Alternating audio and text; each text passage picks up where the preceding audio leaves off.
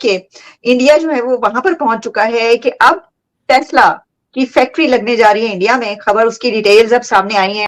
Australian foreign minister के सामने और साथ बैठ के कनाडा को फिर एक दफा स्नब किया और विद इन 2 years जो है वो प्लांट लगेगा, टैक्सी वो उसकी लगेगी फैक्ट्री।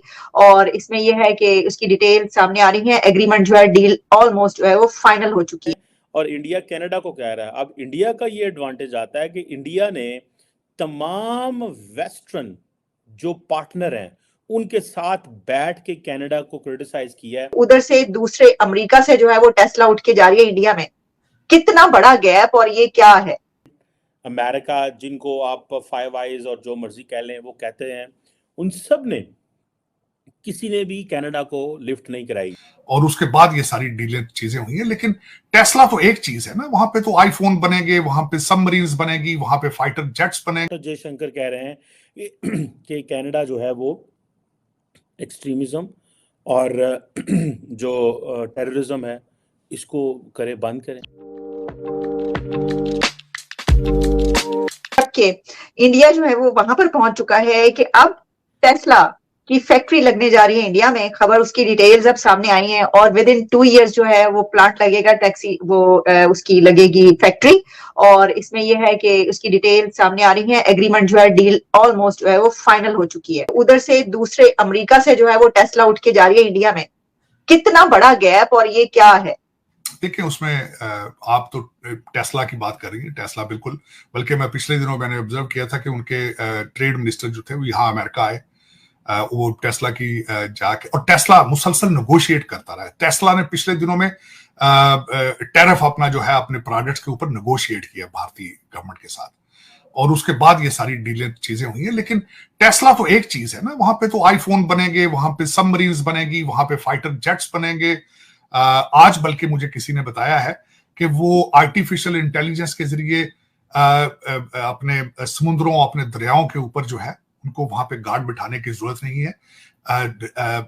आर्टिफिशियल इंटेलिजेंस के जरिए कंप्यूटर पिक करेगा कि वो डूब रहा है, ड्रोन जाके वहां पे जाके लाइफ जैकेट ड्रॉप किया करेगा समुद्र में और दरिया के अंदर।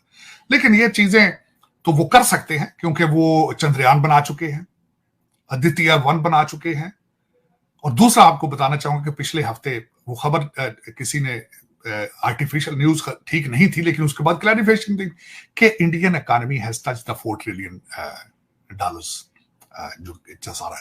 किसी ने आईएमएफ के कंप्यूटर से वो तस्वीर खींच कर तो उसको एक न्यूज बनाने की कोशिश की, लेकिन उसके बाद भारत ने उसकी क्लैरिफिकेशन की थी। क्लैरिफिकेशन में उन्होंने बताया था कि आज हम 4 ट्रिलियन इकोनॉमी नहीं है, लेकिन हमें कितना अर्सा लगेगा 4 ट्रिलियन बनने में। इस वक्त अभी they are 5th largest economy, लेकिन जो ग्रोथ है इस वक्त उनकी जीडीपी की और इकोनॉमी की growth is twice larger than the US. और दूसरा उसमें बताना चाहूंगा, अगला टारगेट उनका जापानीज है। जापान को क्रॉस करने के बाद उसका अगला टारगेट उनका जर्मनी की इकोनॉमी होगी। और जो मैं एक और भी अर्ज करना चाहूं, उसका सबसे बड़ा सीक्रेट क्या है। जब आपने $2 बिलियन का कर्जा मांगा था अमेरिका से 1947 में, उन्होंने इंडियन इंस्टीट्यूट ऑफ टेक्नोलॉजी के लिए मदद मांगी थी। और उसके फाउंडर थे जवाहरलाल नेहरू साहब और मौलाना आजाद। और उसी का रिजल्ट आज निकल रहा है। आप मुसलसल 76 साल वेस्ट को पाकिस्तान बेचने की कोशिश करते रहे हैं। आप मुसलसल उनको बावर कराने की कोशिश करते रहे हैं कि रशिया सोशलिस्ट है, जवाहरलाल नेहरू सोशलिस्ट माइंडसेट है, आप हमसे डील करें, we will serve you better against Russia. हमें वो कहते हैं पैसे दिखाओ, पैसे पैसे। कि इंडिया ने आज ऑस्ट्रेलियन फॉरेन मिनिस्टर के सामने और साथ बैठ के कनाडा को फिर एक दफा स्नब किया। और मजे की बात यह है कि जो ऑस्ट्रेलियन फॉरेन मिनिस्टर थी वो बैठी हुई हैं, पेनी वोंग, और उनसे सवाल पूछा गया कि क्या आपने कनाडा के हवाले से बात की, तो उन्होंने कहा बिल्कुल हमने कनाडा के हवाले से बात की है और हमने ये कहा है कि respecting sovereignty is a message, इसके ऊपर ज़रूर काम करें।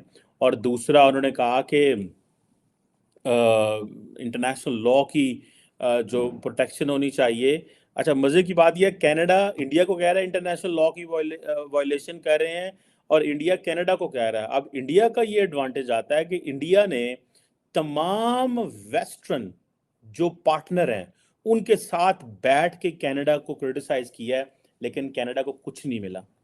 कनाडा के डिप्लोमेट्स निकाल दिए, कनाडा को इंटरनेशनली जितने कनाडा के इत्तेहादी थे, यूके, ऑस्ट्रेलिया, न्यूजीलैंड, अमेरिका, जिनको आप फाइव आइज और जो मर्जी कह लें वो कहते हैं, उन सब ने, किसी ने भी कनाडा को लिफ्ट नहीं कराई। और उन्होंने इसको प्योरली एक जैसे कहते हैं ना इंटरनेशनल इशू बनाने की कोशिश की, लेकिन कनाडा बुरी तरह नाकाम रहा। और आज फिर डॉक्टर जयशंकर कह रहे हैं कि कनाडा जो है वो एक्सट्रीमिज्म और जो टेररिज्म है इसको करे, बंद करें। पाकिस्तान के 25 करोड़ लोगों को हास्टेज सबसे दुनिया, मैं समझता हूं पाकिस्तान दुनिया का सबसे बड़ा लेबर कैंप है, सबसे बड़ा, कि 5 से 10 हजार लोग हैं जो ब्रिटिशर हैं, जो ज़हनी तौर पर लंदनियर हैं। आज भी प्राइम मिनिस्टर लंदन से आया है, उसके बच्चे लंदन में हैं, उसके दोते पोते लंदन में हैं।